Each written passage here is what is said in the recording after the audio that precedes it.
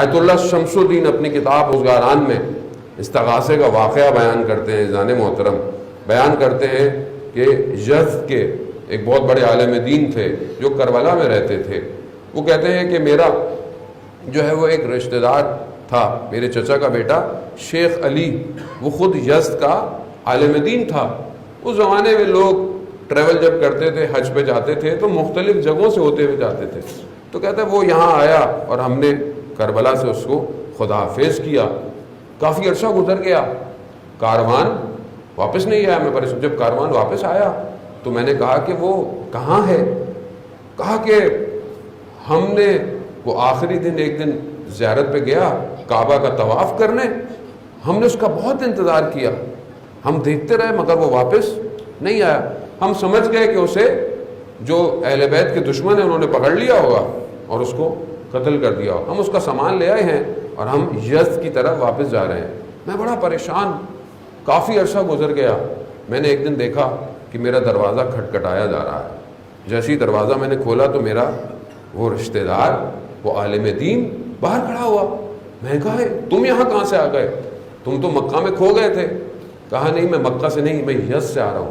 کہا تو یزد سے کیسے آ رہے ہو؟ تمہیں تو مکہ سے آنا تھا. کہا میں بھی تھکا ہوا آیا، مجھے اندر تو آنے دو، مجھے چائے تو پلاؤ، پھر میں تمہیں بتاتا ہوں. خیر بیٹھا، جب وہ تھوڑی تھکاوٹ دور ہوئی تو اس نے بتایا کہ میں آخری طواف کرنے اور حرم میں نماز پڑھنے گیا، واپس آ رہا تھا تو مجھے ایک شخص بڑی بڑی مونچھیں اور داڑھی بھی نہیں ہے مجھے ملا اور کہا کہ شیخ علی تم یزدی؟ کہتا ہاں. کہتا ہے مجھے نہیں پہچانا؟ کہا میں نے نہیں پہچانا. کہا نہیں میں تمہارا جاننے والا ہوں. کہا مجھے زبردستی اپنے گھر لے گیا. میں نے کہا مجھے واپس جانا. کہہ رہا نہیں نہیں، مجھے کھانا کھلایا، نماز پڑھی. کہتا مجھے جانے دو، میرے جو ساتھ کاروان ہے وہ میرا انتظار کر رہے ہیں. کہہ رہا نہیں نہیں، رکو رکو، آج رات یہیں رکو. خلاصہ مجھے زبردستی اس نے روکا. پھر میں نے دیکھا کچھ لوگ آئے جو شیعوں کے خلاف باتیں کر رہے ہیں کہ شیعہ ایسے کرتے ہیں، شیعہ ایسے کرتے ہیں. تو میں سمجھ گیا کہ یہ لوگ دوسرے ہیں. تو کہا کہ یہ بھی ان میں سے ایک شیعہ ہے اور آج ہم اس کو بھی قتل کریں گے. تو اس نے کہا کہ تو اس شخص نے مجھے کہا تم نے مجھے پہچانا نہیں، میں یزد میں تمہارے مدرسے کے برابر میں رہتا تھا، میں دوسرے صوبے کا تھا، لیکن میں نے تقیہ کیا ہوا تھا کہ میں شیعہ نہیں ہوں. تو آج ہم تمہیں بھی قتل کریں گے. اب وہ پلاننگ کرنے لگے مجھے قتل کیسے کریں. تو میں نے انہیں کہا کہ مجھے جانے دو. کہا نہیں آج جانے نہیں دیں گے. تو میں نے اچھا مجھے 2 رکعت نماز پڑھنے دو. کہا کہ پڑھ لو.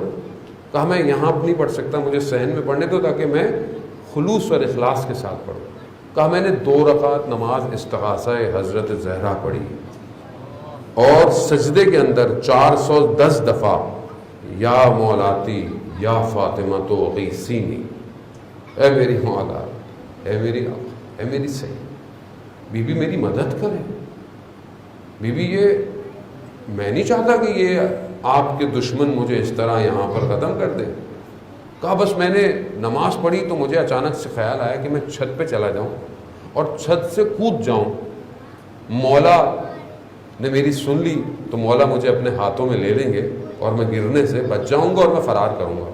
جیسے ہی میں چھت پر گیا تو مجھے مکہ کے پہاڑ نظر نہیں آئے، کہاں غائب ہو گئے. اچانک سے میں نے دیکھا کہ یہ تو یزد کی پہاڑیاں ہیں.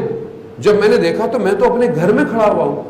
میں نے کہا میں خواب دیکھ رہا ہوں کہ بیدار ہوں، لیکن میں ویسے ہی اپنے گھر میں دیکھا رات کا وقت ہے، بچے سو رہے ہیں. میں نے اوپر سے چھت کا دروازہ کھٹکھٹایا، بچے گھبرا گئے.